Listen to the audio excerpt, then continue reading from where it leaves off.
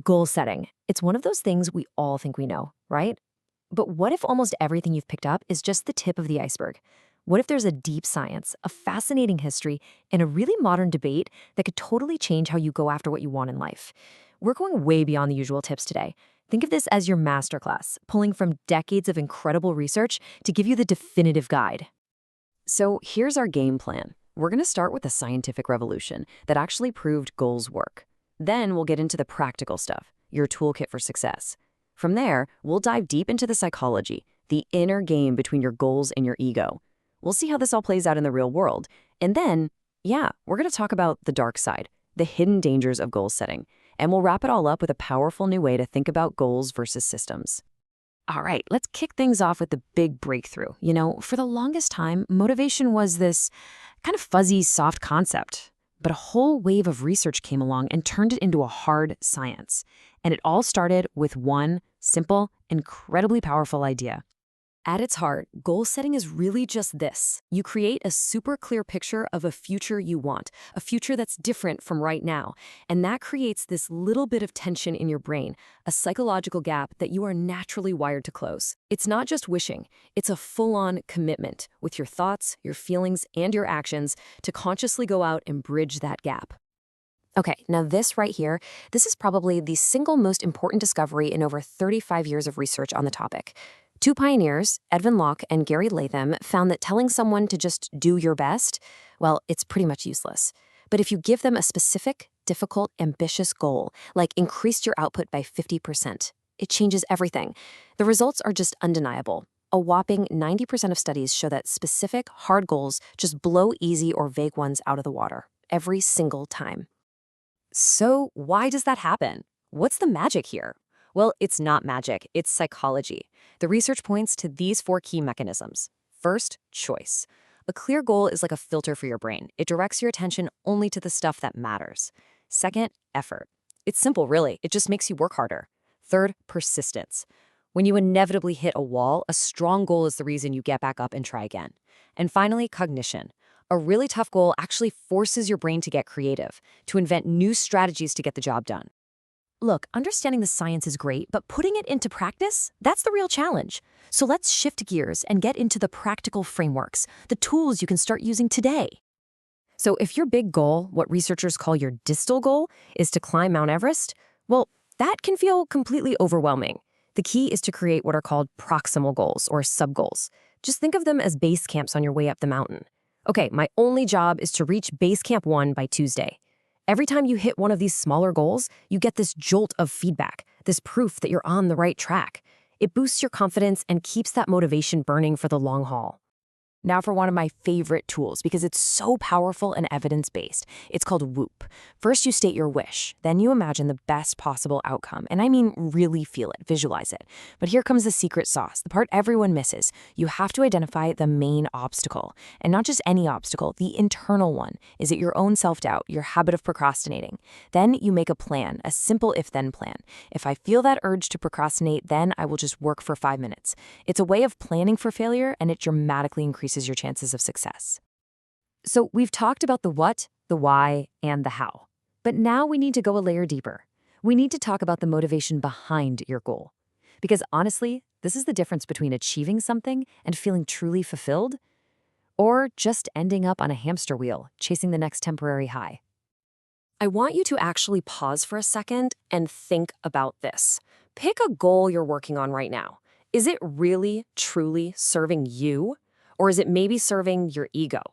The answer to that question is absolutely critical, because not all achievements are created equal, and not all of them lead to happiness. This really breaks down the two worlds we can live in. Ego-based goals are all about how you look to other people. It's about winning, getting status, proving you're good enough. The big problem here is that you often end up twisting yourself into knots to meet someone else's expectations. On the other hand, value-aligned goals, they come from the inside. They're about what's meaningful to you, about how you can contribute, about who you want to become along the way. And that's where the real, lasting fulfillment lives. So how do you figure out if your goal is aligned? Try this exercise. It's so simple, but it's incredibly profound. Start with the surface goal, which is usually about having something. I want to have a house in the woods. Okay, great.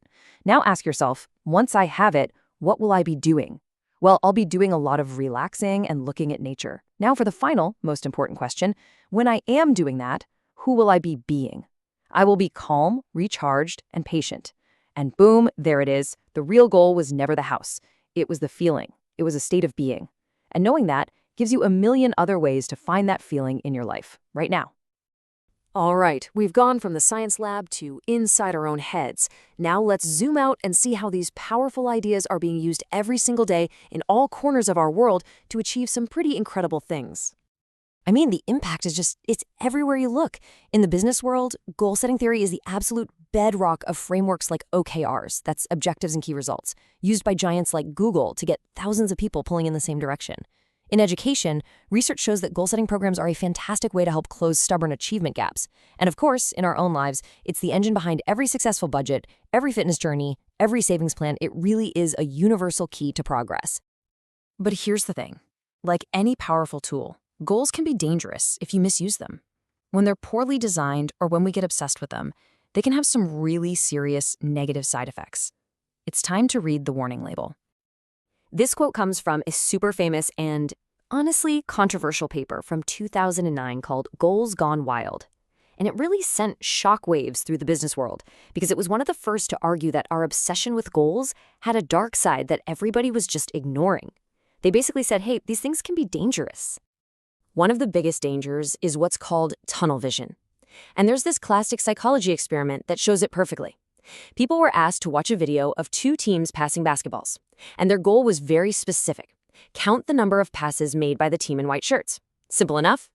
But during the video, a person in a full gorilla suit walks right into the middle of the game, thumps their chest, and walks off. The crazy part? Literally half of the people were so focused on their goal of counting that they never even saw the gorilla. And that tunnel vision is just the start.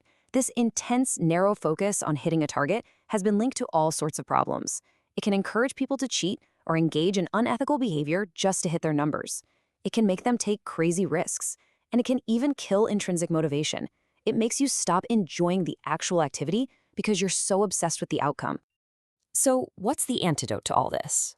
Well, for a lot of these problems, especially when you're tackling something complex where you don't even have the skills yet, the answer is to switch from a performance goal to a learning goal. So instead of a goal like sell 100 widgets, a learning goal would be something like discover 5 new ways to talk to customers. See the difference? It shifts your focus away from a single number and toward growth and mastery, which is way more effective when the path isn't clear.